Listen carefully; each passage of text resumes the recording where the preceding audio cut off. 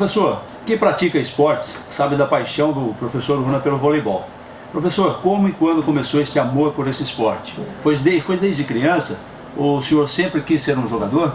Não, foi quando eu já tinha os meus 17, 18 anos que eu escolhi, né, a profissão de professor por causa de ter sido jogador de voleibol na escola e aquela coisa toda que a gente participava do campeonato colegial em São Paulo, no Pacaembu, uma festa para a criançada, e a gente pegava o expressinho que vinha aqui desde Cruzeiro arrebanhando o pessoal que foi classificado, Cruzeiro, Jacareí, Tabaté. Então era uma festa enorme no Pacaembu, a gente ficava uma semana em São Paulo e aquilo despertou, né, a vontade. Foi quando eu comecei a fazer a escola de educação física em São Paulo. Muito bem. E o senhor tem uma ideia de quantas competições, quantos campeonatos de vôlei o senhor já participou? Eu nem pus no papel para vocês, porque é muita coisa e vocês não têm tempo para isso.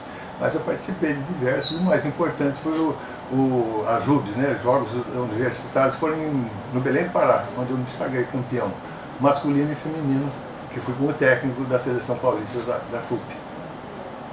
Professor, e qual foi a partida mais emocionante da sua carreira e por quê? Foi aqui em Pinda, durante o Troféu Bandeirantes, a final contra Santo André, onde tinha os expoentes do voleibol do Brasil, e Pinda ganhou de 3-2, com gente de Pindamonhangaba. Quando foi isso, professor? Isso faz muito tempo, eu não lembro, a data eu não guardo essas coisas, viu? Professor, muita gente tem curiosidade de saber por que Una, até as meninas aqui na rádio, né? Mas por que Una? De onde veio o apelido, professor? Em São Paulo descobriram que eu era caipira de Sabaúna. Sabaúna é um distrito de Mogi das Cruzes. E eu fui criado até os 6 anos lá embaixo da vaca, tirando leite, e andando a cavalo, aquela coisa toda.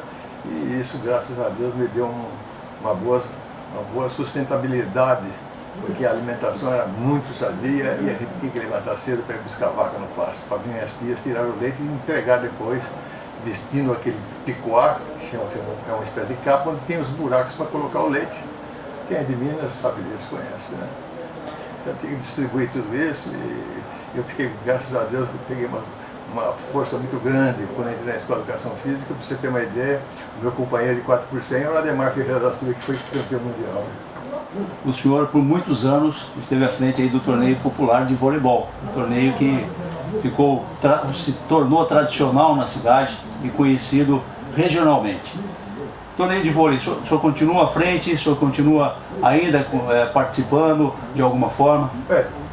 Atualmente eu tenho só feito algum contato, porque eu, depois de 30 vezes aí fazendo o campeonato, 30 anos consecutivos, sem interrupção, eu resolvi passar para uma instituição que quisesse abraçar esse projeto, porque eles têm uma escola de educação física, tem a parte de fisioterapia também, e eles podem, com certeza, desenvolver um trabalho bom, juntando educação, formação da pessoa, para ter um resultado melhor. Não adianta só ter competição não ter acesso aos clubes que não tem profissionais. Então, esse campeonato, principalmente, não entra profissional, só pessoal que joga de fato pela cidade, ou está morando na cidade, e o regulamento nem precisa, porque a gente, quando vem a pessoa aqui, a gente já sabe quem são os responsáveis e quem são as pessoas que trazem as equipes aqui.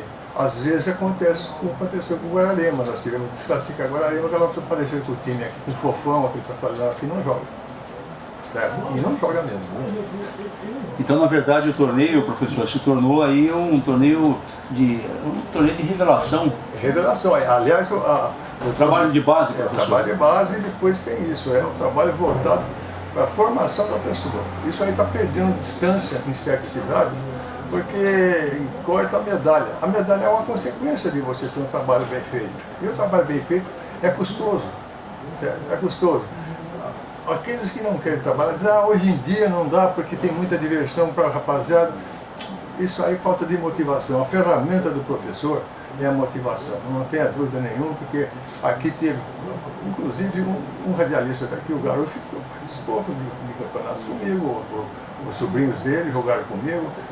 Está todo mundo bem informado. Você pega aí a relação de voleibol da cidade, Abel Guimarães, os Curidornas, por exemplo, o Roberto Procópio, toda a molecada que saiu se colocou bem na vida.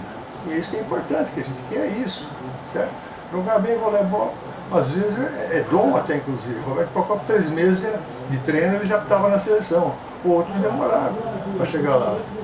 Isso aí não é feito canteiro, você põe as mudas de alface, no dia seguinte está todo brotinho, tudo igual. Não é assim, lidar com gente é muito dificultoso.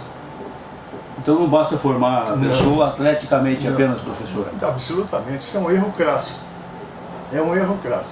Agora, os resultados desse trabalho podem massagear muita gente.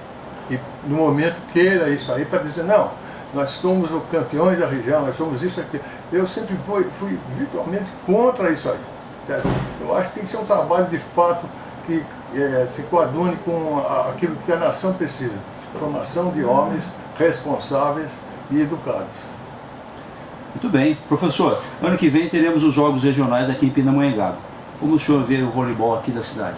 Bom, eu vejo o voleibol de Pinda como o voleibol das outras cidades que arrebanham jogadores de fora para participar e tentar ser campeão.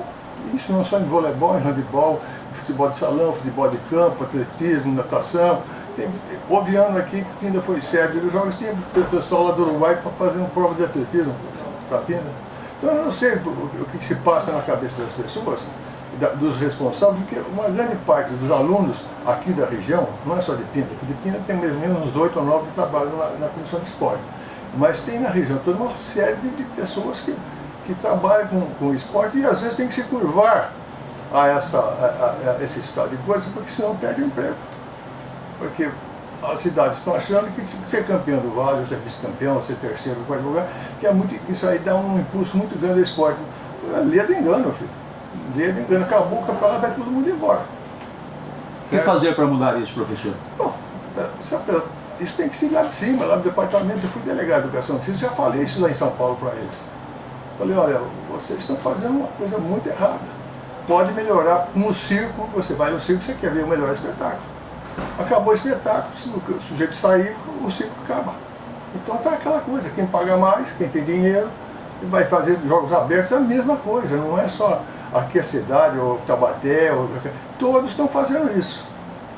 Aí vem aquela desculpa, mas todos fazem, nós vamos fazer também. Eu falei, olha, se puser um pratinho de mingau para mim, e um pratinho de titica, eu como um pratinho de mingau, não tem dúvida nenhuma.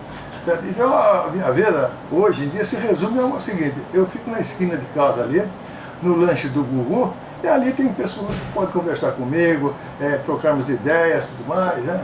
E aí eu fico muito contente de fazer isso. Faço minhas apresentações nas escolas, aqui de Pinda, eu sou presidente do Clube Filatélico, então eu vou nas escolas para levar o selo, para incentivar, em vez de colecionar essa figurinha de futebol, e depois acaba o campeonato, não tem mais nada.